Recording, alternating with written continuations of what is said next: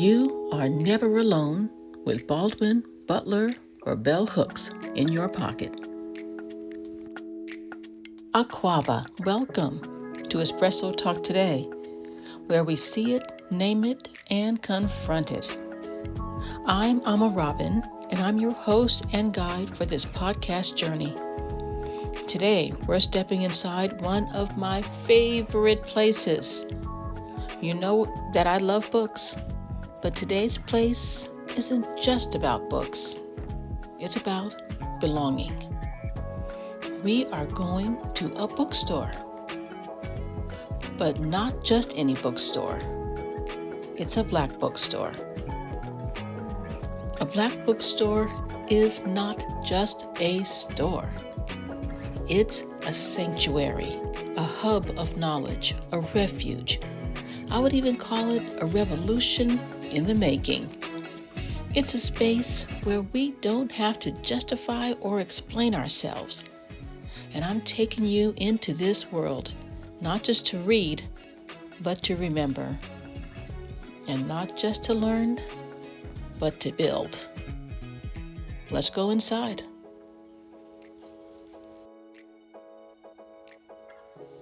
The bell above the door jingles as I step inside, and something happens. My shoulders relax. My breath slows. For once, I'm not scanning the room.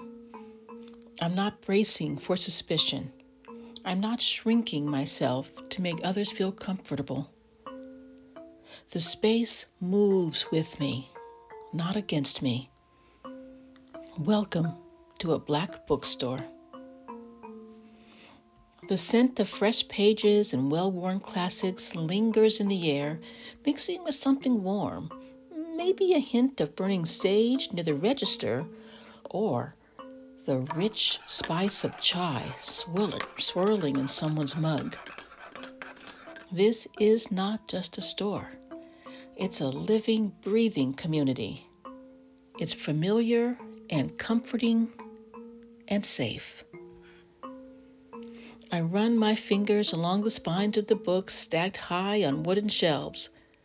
But here, unlike the mainstream bookstores where Black books are buried in a dusty African American studies corner, Black literature is the foundation, the heartbeat. James Baldwin, Octavia Butler, Chimamanda Ngozi Adichie, Bell Hooks, and Ta-Nehisi Coates are not side notes here. They are center stage. I don't have to search to find myself on these shelves. From across the room, I feel the elder behind the counter watching me with knowing eyes. Usually, I'm uncomfortable when store owners watch me in their stores. In mainstream stores, their eyes emit distrust, concern, and sometimes annoyance. I always know to keep my hands visible, to stay away from the books, and not to linger too long in any one spot. But this is a Black Bookstore. I didn't feel the need to take any of those survival tactics. Here, the eyes of the elder behind the counter felt like a welcoming gaze. You look like someone in need of a good book. I smile, nodding, because it's true. But what I also want is a reminder that I am not alone, and I had already found that. At a nearby table, a small group has gathered. Not just shoppers, community. There's a difference. Elders and teenagers, activists and writers, parents flipping through picture books with their toddlers were there. It's another reminder that this is not just a bookstore. It's a meeting place, a safe space, a hub of ideas and activity.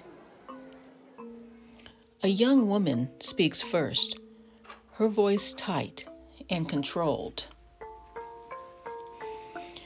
My professor said that we should move past race, that racism is just a distraction now. He said Black people should focus on real problems, she says in air quotes. An older man scoffs. They love telling us when to stop talking about our own oppression, don't they?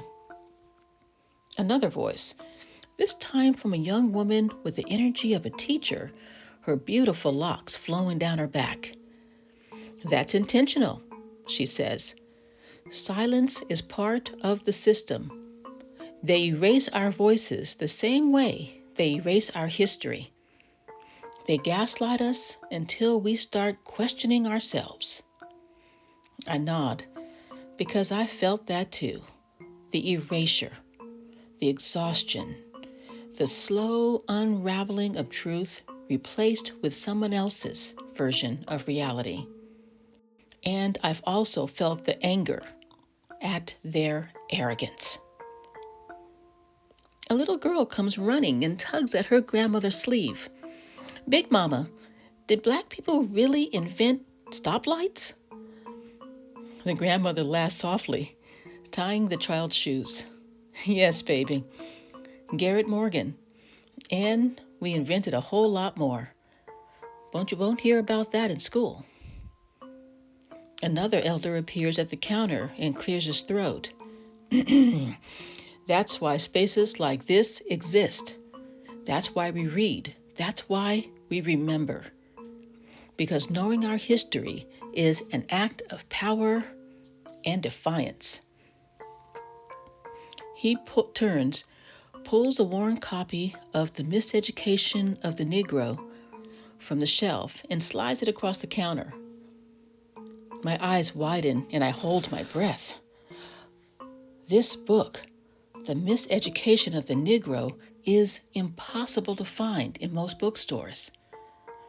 But here, I see several editions clearly displayed on the shelf behind the older man. He continues. Carter G. Woodson wrote this book in 1933. And tell me, it still doesn't sound like we're being miseducated today? It continues, and I know that it is deliberate.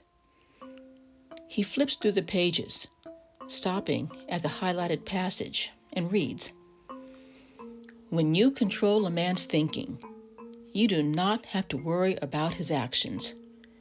You do not have to tell him not to stand here or go yonder.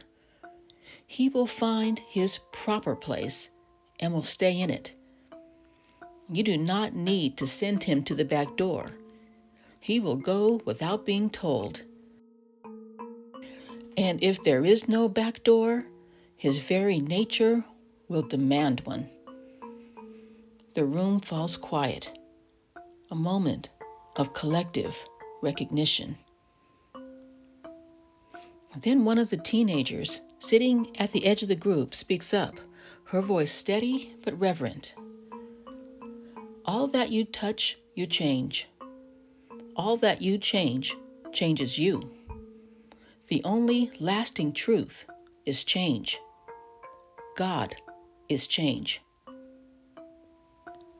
She pauses, then adds, Octavia Butler wrote that in The Parable of the Sower, 1993. The elder looks at her, his eyes sharp but warm. There's a long pause, and then he nods, a slow, knowing gesture of respect. A small smile tugs at the corner of the teenager's lips. I watch this interaction, realizing that wisdom really does move in both directions if we let it. I also stand frozen listening to my favorite quote from two classic books written 60 years apart. The room falls quiet. I look around and realize that this is a moment of collective recognition and respect and learning.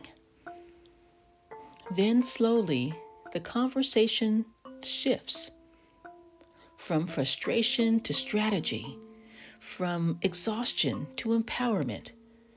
Because here in this bookstore, no one is alone in this fight. A toddler giggles from the children's corner. A group of elders sip coffee and shake their heads at today's headlines, telling stories of marches they joined and battles they fought and history they lived. And they laugh together. Teenagers are looking through books and laughing and looking at their phones, of course. The bookstore hums with life, with connection, with belonging. This is not just a place where books are sold. This is a place where we build, where we connect, where we thrive.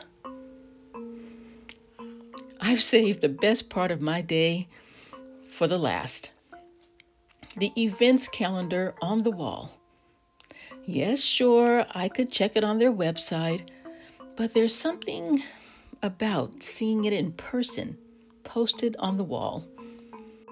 Some people have left small notes on it, a bold fist, a heart, or a handwritten message like, "Hope to see you there," or "Awesome."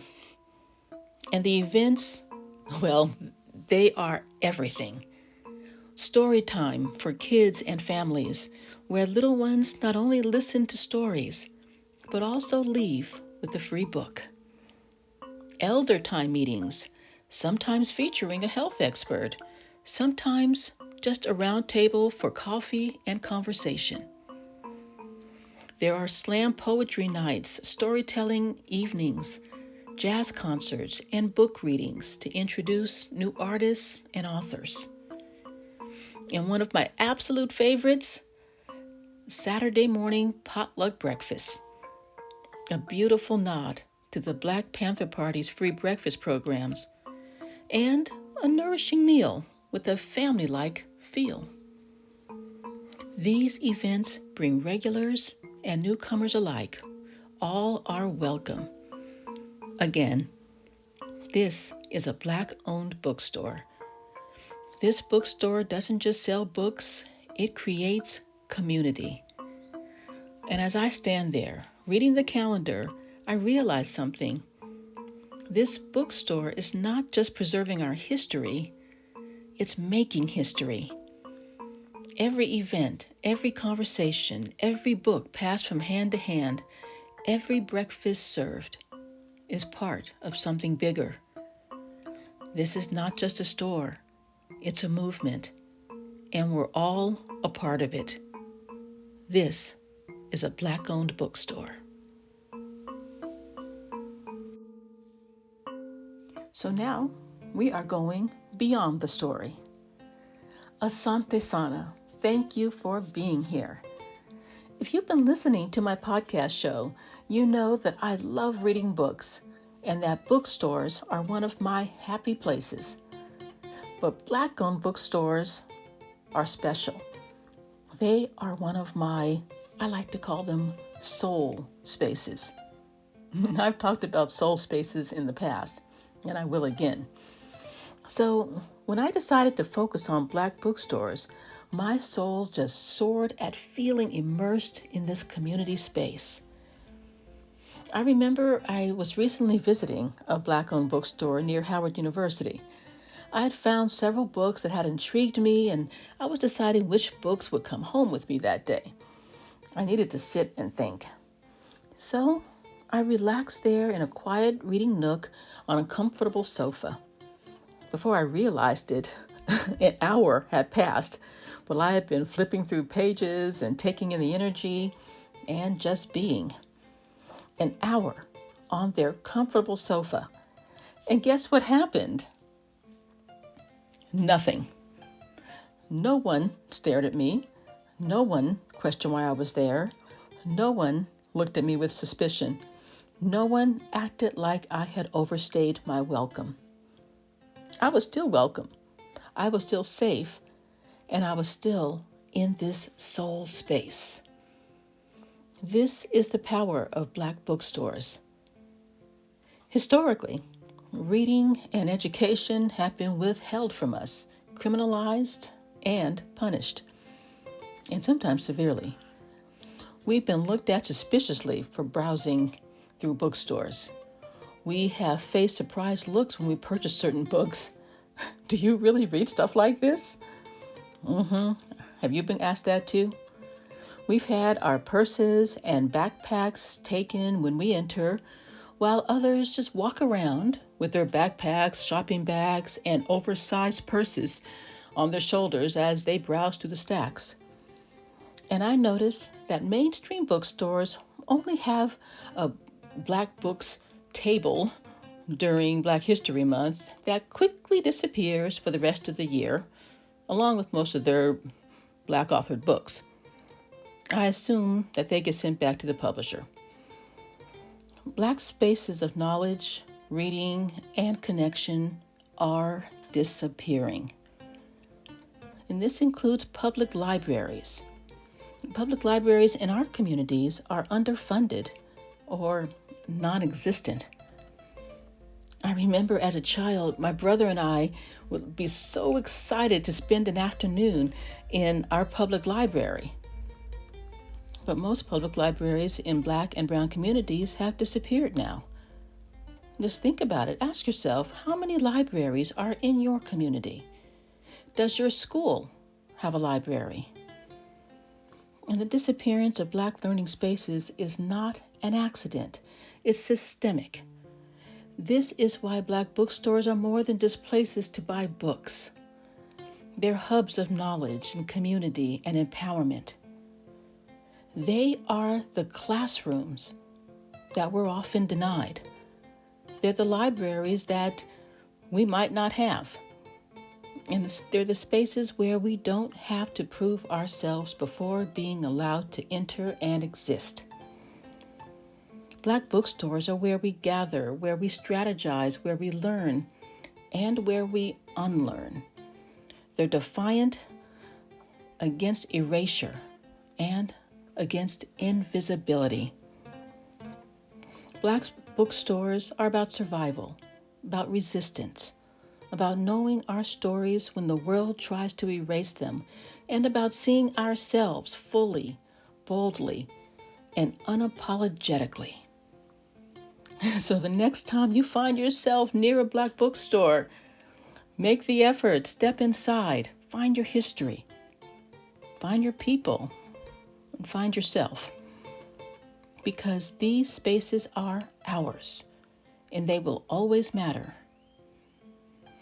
I would love to hear your experiences in Black bookstores and to know whether you have a good public library in your community.